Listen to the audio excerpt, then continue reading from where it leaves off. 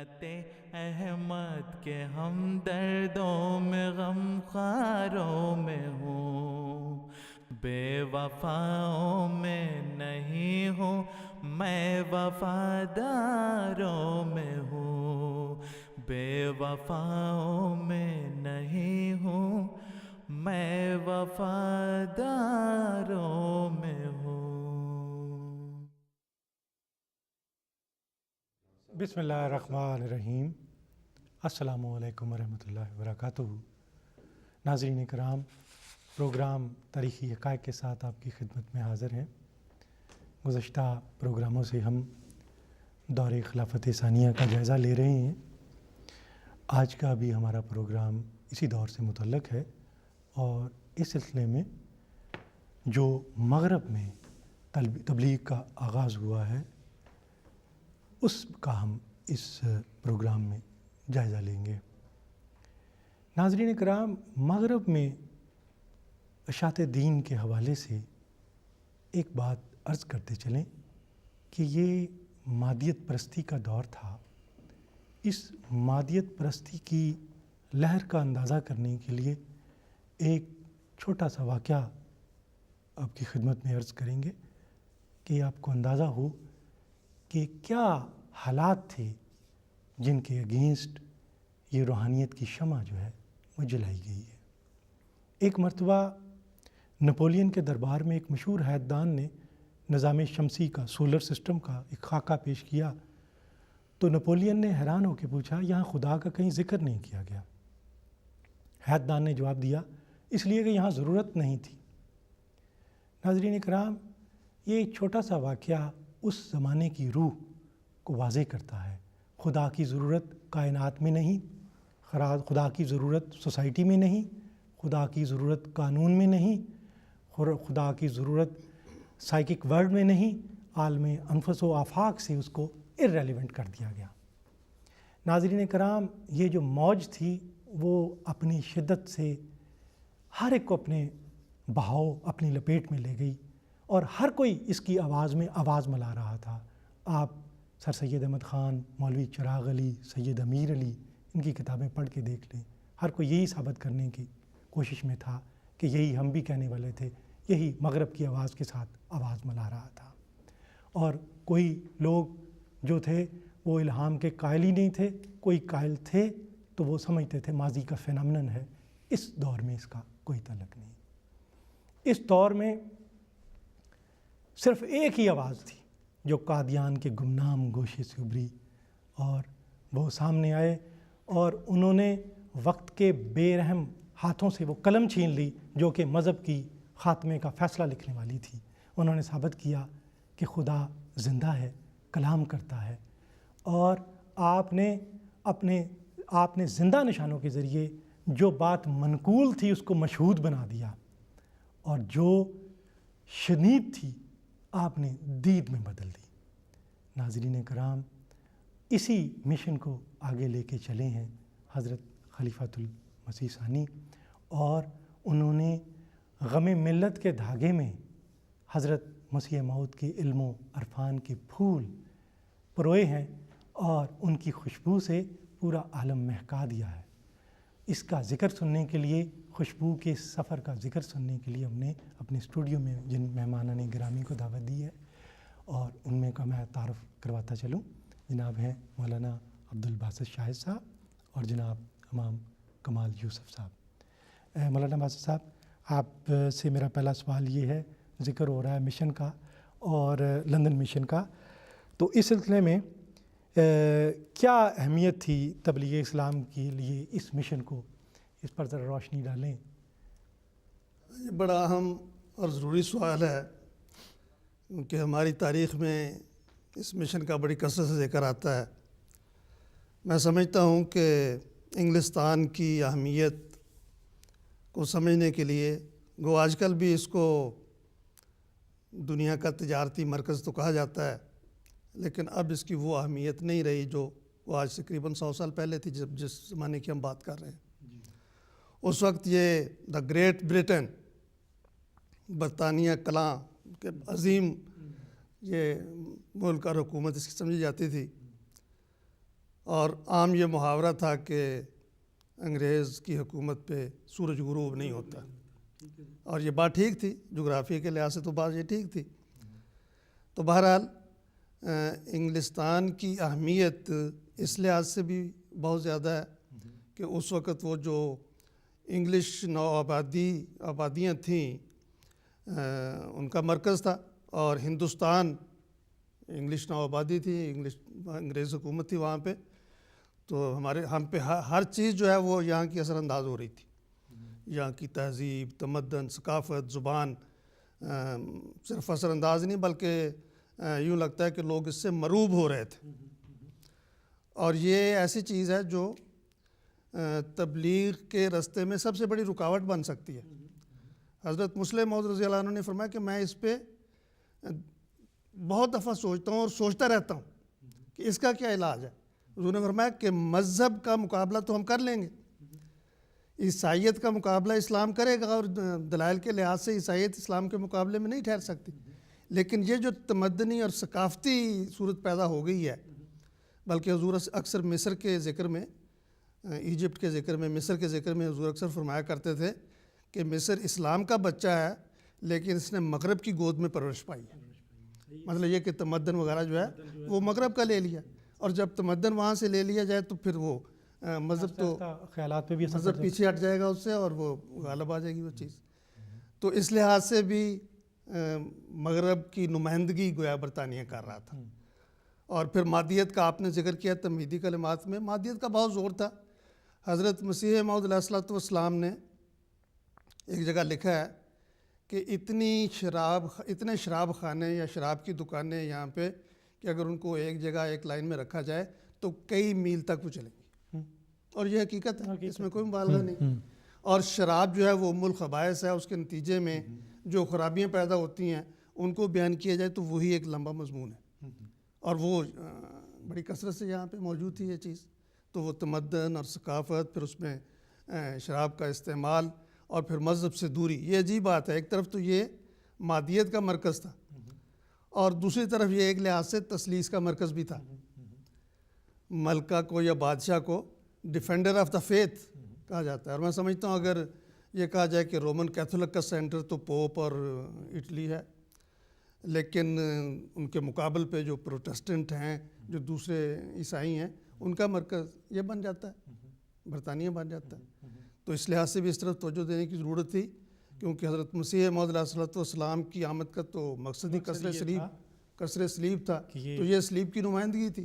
تو ایک لحاظ سے یہ ہمارا براہ راست مقابلہ تھا، قادیان ورسز لندن، یہ ایک براہ راست مقابلے کی صورت تھی۔ یعنی ہم نے یوش الدینہ و یقیم الشریعہ اس کو پیش کیا، تو قیام دین اور قیام شریعت میں تو لازماً یہ چیز ہے، پھر کسر صلیب میں لازماً یہ چیز آئے گی۔ تو اس لحاظ سے بھی برطانیہ اور برطانیہ میں تبلیغ اسلام کی اہمیت جو ہے واضح ہو جاتی ہے۔ مسیح ثانی کو اس مشن کا اندازہ تھا، تو انہوں نے پھر اس کے لیے کیسے اقدامات کیے؟ حالات تو بہت جو تھے وہ مطلب جماعت کو اتنے ریسورسز تو نہیں تھے، کس طرح؟ یہ تو قربانی کی داستان ہے۔ اچھا، یہ تو وقف زندگی اور قربانی کی داستان ہے، اور بڑی لمبی داستان ہے، بڑی پیاری داستان ہے، کیونکہ ایسی مثالیں جو ہیں وہ جیسے کہتے ہیں کہ اربا میرا جوں کا توں، کنبا میرا ڈوبا کیوں، کہ ہم نے جو اندازے لگائے تھے وہ تو کچھ اور تھے۔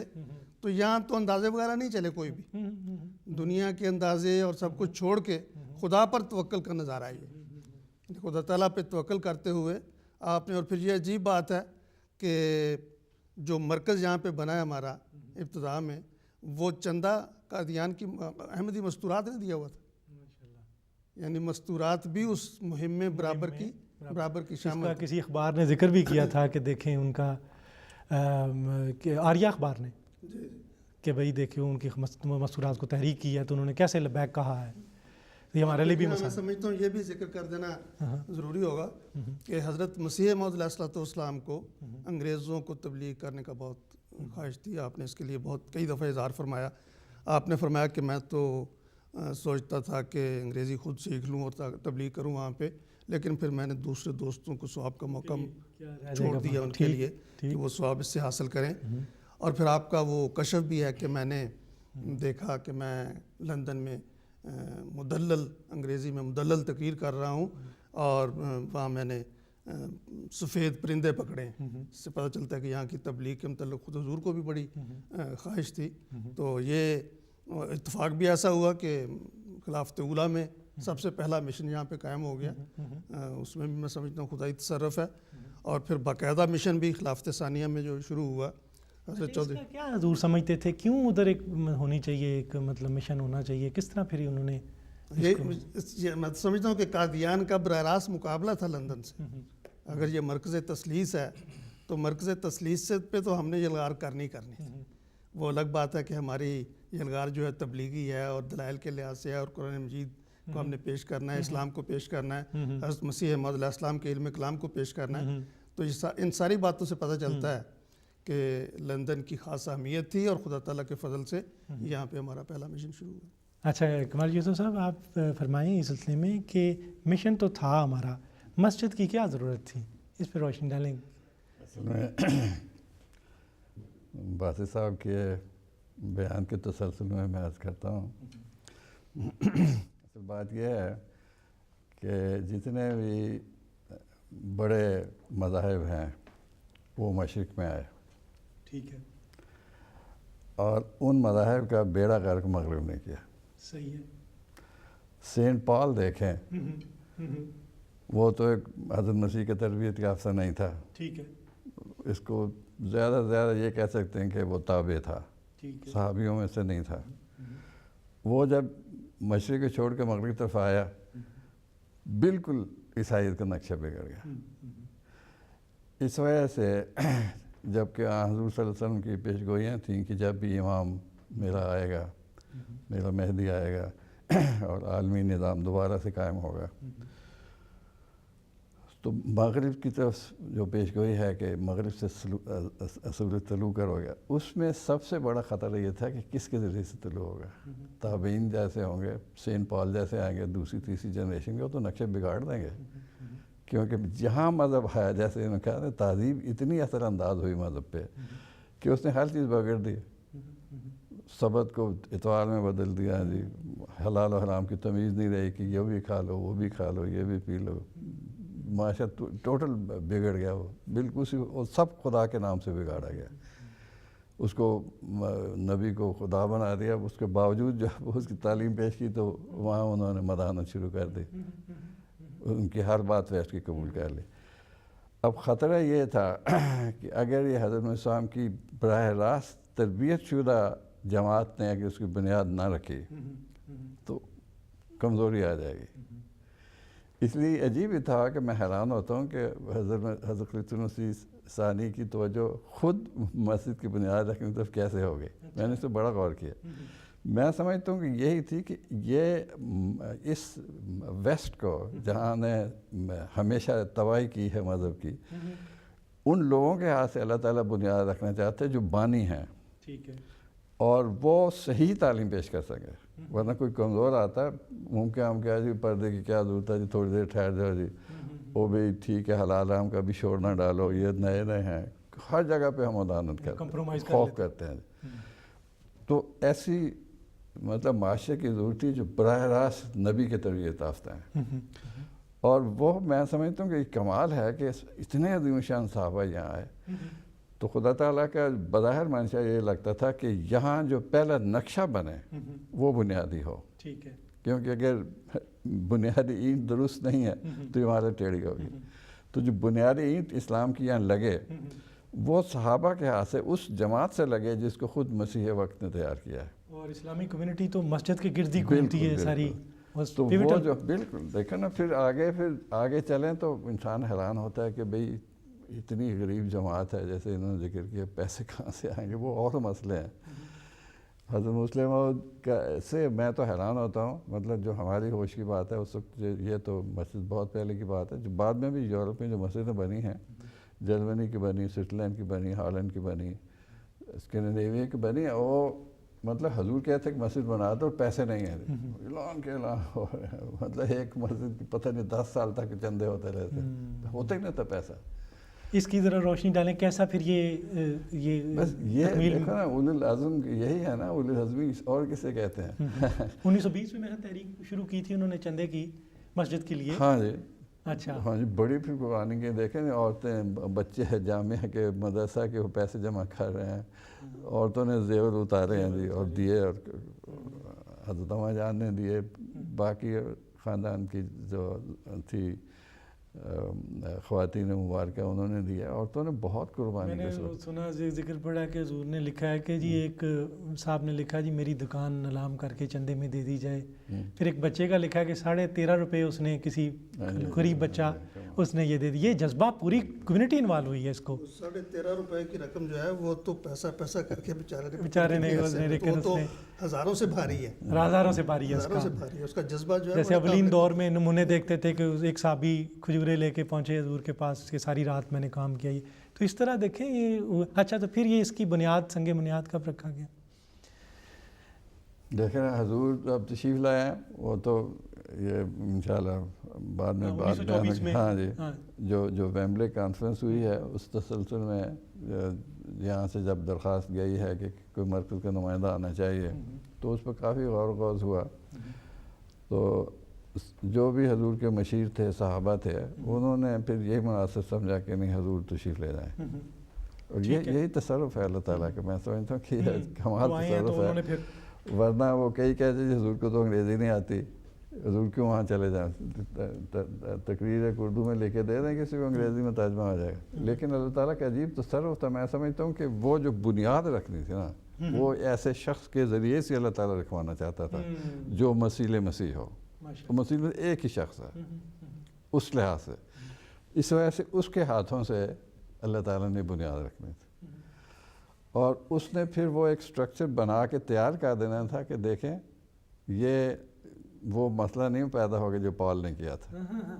یہ خدا تعالیٰ نے ضمانت دی ہے کہ یہ قیامت تک جانے والا سلسلہ ہے, اس کی بنیاد ٹیڑھی نہیں ہوگی. بالکل بہت امپورٹنٹ. تو یہ سب سے اہم چیز تھی جس کے لیے میں سمجھتا ہوں کہ ایک الہی تصرف تھا جس کے نتیجے میں. یہ بتائیں یہ برلن میں مسجد پہلے بننی تو نہیں ہونی تھی, تحریک تھی؟ ہاں نہیں برلن اصل میں تحریک تو برلین مسجد کی تھی. وہ مجھے بنگالی صاحب کا نام نہیں یاد رہے تھے, وہ بھی یہیں سے گئے تھے.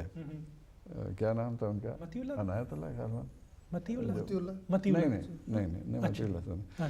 بہرحال وہ جب وہاں گئے تو اچھی خاصی کامیابی ہوئی, بڑی جلدی سے انہوں نے اجازت لے لی مسجد بنانے کی بھی, سب کچھ زمین بھی غالباً لے لی. لیکن مبارک علی صاحب تھے میرے خیال, مبارک علی بالکل یہیں سے گئے تھے جی. اچھا تو اس کے لیے تحریک بھی ہوئی, لیکن اچانک ہوا یہ کہ وہ اس کی جو قیمت تھی کرنسی کی وہ چینج ہو گئی, جس کی وجہ سے وہ پھر مسجد والا مسئلہ بنا نہیں وہاں.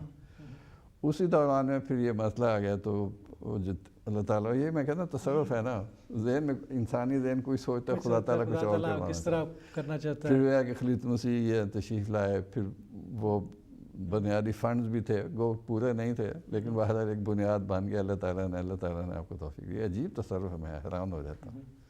اور جب سنگ بنیاد رکھا ہے اس وقت کافی ڈگنیٹریز ادھر آئی ہیں اور اس سے بھی اسلام کو کوریج ملی ہے. پریس میں بڑی ہوئی, پریس بہت تھی. پھر یہ ہے کہ اس وقت کے جو یہاں امام تھے وہ بڑے باہمت تھے, انہوں نے بڑی محنت کی ہوئی تھی حضور کے آنے سے پہلے ہی, سارے رابطے انہوں نے کیے ہوئے تھے. خدا تعالیٰ کا بہت کامیاب رہا. حضور نے ان کی تعریف بھی فرمائی. حضور نے یہ بھی فرمایا کہ میرے ساتھ کام کرنا بڑا مشکل ہے, میں بہت تیز کام کرتا ہوں. عبدالرحیم نیر صاحب, ہاں میں بہت تیز کام کرتا ہوں, میں چاہتا ہوں کہ میرے ساتھی بھی اسی طرح تیز کام کریں.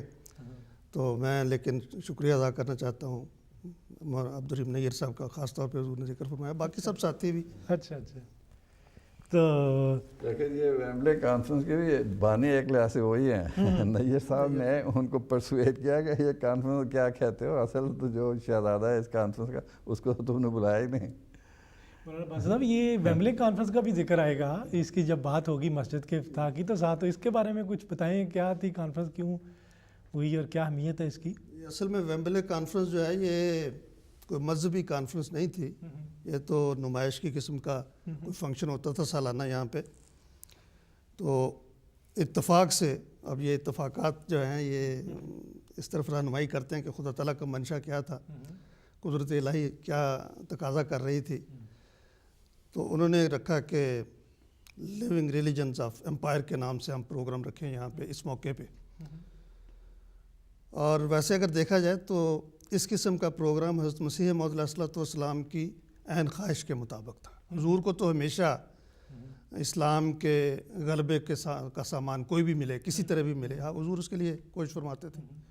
تو آپ نے جب ملکہ وکٹوریہ کی جوبلی کا موقع تھا، اس وقت آپ نے تحریک فرمائی کہ ملکہ کو چاہیے کہ وہ اپنے امپائر میں کسی جگہ پہ یہ انتظام کرے کہ جو بھی مذاہب پائے جاتے ہیں، ہمارے زندہ مذاہب یا مشہور مذاہب ہیں، وہ وہاں پہ آ کے بیان کریں اپنے مذاہب کی خوبیاں، اپنے مذاحب کی بالکل، وہ تو اسلام کے غلبے کا ایک ذریعہ تھا یہ۔ تو اس وقت تو یہ صورت اس شکل میں نہیں نظر آئی، لیکن حضرت مسیح علیہ السلام کی خواہش کو پورا کرنے کا اللہ تعالیٰ نے سامان کر دیا۔ لاہور میں بڑے وسیع پیمانے پر جلسہ اعظم مذاہب کے نام سے جو کانفرنس ہوئی، وہ حضور کی خواہش اس سے پوری ہو گئی، اللہ تعالیٰ نے اس کا وہ سامان کر دیا۔ اور اس کے متعلق ہم خوب جانتے ہیں کہ اس میں حضرت مسیح موعود علیہ السلام نے اللہ تعالیٰ کی تائید سے جو مضمون لکھا، اس کے متعلق پہلے سے آپ کو بتا دیا گیا کہ یہ مضمون غالب رہے گا، مضمون بالا رہا، اور پہلے سے یہ اس بات کو عام کر دیا گیا، بتا دیا گیا لوگوں کو کہ ایسا مضمون ہوگا۔ اور پھر اس کے لیے 3 دن کا وقت مقرر تھا، حضور کے مضمون کے لیے 1 دن زیادہ بڑھایا گیا۔ حضور کا مضمون کافی مفصل تھا، سارا مضمون سامعین کے اصرار پہ، عام طور پہ سامعین یہ کہتے ہیں کہ مضمون لمبا ہو گیا ختم کر دو، لیکن سامعین کے اصرار پہ سارا مضمون سنا گیا۔ اور پھر پڑھنے والے تھے حضرت مولانا عبدالکریم صاحب، ان کی اپنا ایک انداز تھا پڑھنے کی، ان کا ذکر آتا ہے کہ لوگ ان کی تلاوت سننے کے لیے باہر رک جایا کرتے تھے مسجد سے، غیر مسلم لوگ جاتے ہوئے جب تلاوت کی آواز کان میں پڑتی تھی، تو ایسا اللہ تعالیٰ نے ان کو لہن داؤدی عطا فرمایا تھا۔ تو پڑھنے والے حضرت مولوی عبدالکریم صاحب تھے، اور وہ بیان کرنے والے نے بیان کیا کہ یوں لگتا تھا کہ سامعین کے سروں پہ پرندے بیٹھے ہوئے ہیں، اس طرح محویت سے وہ بیٹھ کے اس کو سن رہے تھے۔ تو بھی بڑی کیفیت ویمبلے کانفرنس میں بھی سنتے ہیں ہم۔ ہاں، تو یہ میں اسی سلسلے میں بیان کر رہا ہوں نا کہ یہاں سے یہ سمجھیں تمہید ہے، حضرت مسیح علیہ السلام کی خواہش تھی، اور حضرت مسیح علیہ السلام کی خواہش اس وقت اس رنگ میں پوری ہوئی، اور اس کے بعد پھر اللہ تعالیٰ نے ایسا سامان کیا کہ یہاں پہ جو ایک لحاظ سے مرکز تھا ساری دنیا کا، خود ان کے انتظام میں ایسی کانفرنس ہوئی ویمبلے کانفرنس کے ساتھ۔ انہوں نے اصل میں تو یہ ویمبلے میں یہ بھی ہے کہ اس وقت ویمبلے میں یہ کانفرنس نہیں ہوئی، اس نام سے مشہور ہے کیونکہ ہر سال وہیں پہ یہ فنکشن ہوتا تھا، لیکن مذہبی کانفرنس جو ہے یہ خاص طور پہ اس سال کی گئی۔ اور اس کے جو منتظمین تھے، انہوں نے جو جتنے مشہور مذاہب تھے ان کے نمائندگان کو وہاں پہ بلایا۔ اور عجیب بات یہ ہے کہ ابتدائی انتظامات میں ہمارے امام صاحب تک یہ بات نہیں پہنچی، پہلے جو انتظام انہوں نے شروع کیا ہے اس میں نہیں پہنچی، لیکن جب صوفی ازم کے متعلق انہوں نے کہ صوفی ازم کا بھی بیان ہونا چاہیے، تصوف کے متعلق بیان ہونا چاہیے، کس کو بلایا جائے یہاں پہ، تو وہ حضرت حافظ روشن علی صاحب کا ذکر آیا کہ ان کو بلایا جائے۔ اس وقت نیت صاحب سے رابطہ ہوا ہے اس کانفرنس کے منتظمین کا۔ اس کانفرنس کے منتظمین میں یہ سر آرنلڈ کا ذکر ملتا ہے، علامہ اقبال کے استاد، علامہ اقبال کے اساتذہ میں جن کا ذکر آتا ہے، پریچنگ آف اسلام بڑی مشہور ان کی کتاب ہے، تو ان کا ذکر آتا ہے۔ کہتے ہیں کہ جس وقت یہ رابطہ ہوا اور مولانا نیر صاحب نے اپنی دلچسپی کا اظہار فرمایا، تو سر آرنلڈ نے یہ کہا تھا کہ آئندہ کوئی پروگرام ایسا نہ بنایا جائے جس میں نیر صاحب کا مشورہ شامل نہ ہو۔ تو جب ان کو تجویز دی گئی کہ حضرت حافظ روشن علی صاحب تشریف لائیں یہاں پہ اس مقصد کے لیے، تصوف پہ مضمون پڑھنے کے لیے، لیکن یہ کہ وہ آئیں گے اب حضرت امیر المومنین مرزا بشیر الدین محمود احمد کی اجازت سے آئیں گے۔ تو پھر منتظمین کو خیال ہوا کہ جو خود خلیفۃ المسیح ہیں اور امام ہیں، کیوں نہ ان کو دعوت دی جائے۔ تو بڑے ادب اور احترام سے پھر حضور کی خدمت میں یہ لکھا گیا کہ اسلام کی نمائندگی کرنے کے لیے آپ اگر یہاں تشریف لا سکیں۔ اور پھر یہ اس رپورٹ میں بڑے شکریہ کے ساتھ منتظمین نے ذکر کیا ہے کہ ہمیں سب سے بہتر رسپانس پھر قادیان سے ملا، ہماری درخواست کے جواب میں سب سے، کہ ہم نے اور جگہ بھی رابطہ قائم کیا، رابطے کرنے کی کوشش کی، لیکن سب سے بہتر رسپانس ہمیں قادیان سے ملا۔ تو حضور نے تیاری کے لیے اس زمانے کے، جیسا کہ ہمیں خوب معلوم ہے، جماعت کی مالی تنگی بھی تھی، یہ ایک بڑا خرچ کا تقاضا ہوتا تھا اس میں۔ پھر حضور کا خلیفہ وقت کا مرکز سے 3-4 مہینے کے لیے باہر جانا، اور اس وقت سفر کے حالات بھی کوئی اتنے سہولت کے نہیں ہوتے تھے، اس میں بڑی مشکلات ہوتی تھیں۔ حضور کی صحت عام طور پہ بڑی کمزور ہوتی تھی، اور اس لحاظ سے بھی سفر کے پہ آمادگی پہ آپ کی طبیعت آمادہ نہیں تھی کہ سفر پہ جائیں۔ ساری جماعتوں سے مشورہ کیا ہے، تو میں یہی عرض کر رہا ہوں کہ اس کے باوجود پھر حضور نے یہ دیکھ کر کہ یہ بڑا اہم موقع ہے تو جماعت سے مشورہ آپ نے مانگا. پہلے قادیان کے جو بزرگ تھے ان سے مشورہ کیا گیا, پھر اس کے بعد قادیان سے بعد ساری دنیا سارے انڈیا کی جماعتوں سے مشورہ کیا گیا. تو دونوں طرح کے خیالات لوگوں نے کھل کر اپنے مشورے دیے اور دونوں طرح کے خیالات کا اظہار ہوا. کچھ لوگ یہ کہتے تھے کہ حضور کا اتنا عرصہ مرکز سے باہر جانا مناسب نہیں ہوگا, اور یہ بھی کہ ابھی باہر دنیا میں احمدیت کا تعارف پوری طرح سے نہیں ہوا, تو اس طرح ان کو خلیفہ کے احترام وغیرہ کا اندازہ بھی نہیں ہوگا کس طرح ہونا چاہیے. تو اس لحاظ سے بعض لوگوں نے کہا کہ آپ اگر نہیں جائیں خود بلکہ اپنا کوئی نمائندہ بھیج دیں, بلکہ نمائندگی میں اس وقت یہ نام بھی آئے تھے حضرت حافظ روشن علی صاحب کے ساتھ حضرت میاں بشیر احمد صاحب کا ذکر آ رہا تھا کہ حضرت میاں بشیر احمد صاحب اور حضرت حافظ روشن علی صاحب چلے جائیں تو وہی کافی. لیکن پھر مشورے میں اکثر لوگوں نے یہ مشورہ دیا کہ حضور خود تشریف لے جائیں, کیونکہ ہمارا مقابلہ تو عیسائیت سے ہے, اور آپ اگر خود وہاں تشریف لے جائیں اور جائزہ لیں جا کے, تو آئندہ جو تبلیغ اسلام کا پروگرام بنے گا اس میں اس کا فائدہ ہوگا, اس کے مطابق پہلا آگے پروگرام چلے گا. تو بڑے دعاؤں سے, استخاروں سے, صدقات سے, مشوروں سے, لمبا مشورہ ہے. یہ میں نے حضرت مسیح موعود علیہ الصلوۃ والسلام کے مزار پہ کی ہیں, مزار پہ جا کے دعائیں کیں, بیت الدعا میں دعائیں کی گئیں, جماعت کو دعا کے لیے کہا گیا, روزے رکھے گئے, صدقے دیے گئے, یعنی بڑا ایک روحانی ماحول اور دعا کا ماحول, عجیب کیفیت تھی وہ. تو اس میں پھر حضور مشورے کے مطابق خود تشریف لائے. ملت احمد کے ہم دردوں میں غم خاروں میں ہوں, بے وفاؤں میں نہیں ہوں, میں وفاداروں میں ہوں. مقامات سے ہوتے ہوئے میں اگست میں پہنچے ہیں. رستے میں حضور نے دمشق میں, شام میں بھی کچھ عرصہ قیام فرمایا, وہاں بھی اللہ تعالیٰ کے فضل سے بڑا تبلیغ کا موقع ملا. وہ ذکر آ رہا تھا عربوں میں تبلیغ کا کیا اثر ہوا. تو اس وقت یہ ایک ملنے کے لیے حضور کی خدمت میں حاضر ہوئے بہت بڑے ادیب مشہور تھے وہ, علامہ عبد القادر المغربی. بڑا ذکر ان کا آتا ہے, ادب عربی میں ذکر آتا ہے ان کا, مشہور شخصیت تھی. تو حضور سے ملے تو حضور نے اپنے تبلیغی جذبے کا اظہار تو حضور کی ہر بات میں ہوتا تھا. تو بات حضور کی باتیں سن کے مسکرائے اور کہنے لگے تبلیغ آپ کرتے ہیں اچھی بات ہے, تبلیغ آپ کریں ضرور, یہ بھی اچھی بات ہے, لیکن یہاں نہ مبلغ بھجوائیں. میرا مشورہ یہ ہے کہ یہاں شام میں آپ کا مبلغ نہ آئے, ہم عرب لوگ ہیں, ہمیں اسلام کا پتہ ہے, آپ کا مبلغ یہاں کے کیا کرے گا. تو حضور نے فرمایا کہ میں نے مبلغ تو ساری دنیا میں بھیجنے ہیں, لیکن شاید میں یہاں جلدی نہ بھیجتا, اب آپ کی اس بات کے زیر اثر یہاں میں مبلغ جلدی بھیجوں گا. تو حضرت سید ولی اللہ شاہ اور حضرت مولانا شمس صاحب فلسطین بھجوائے گئے اور شام میں انہوں نے جا کے مرکز اپنے قائم کیے. ملت احمد کے ہم دردوں میں غم خاروں میں ہوں, بے وفاؤں میں نہیں ہوں, میں وفاداروں میں ہوں, بے وفاؤں میں نہیں ہوں, میں وفادار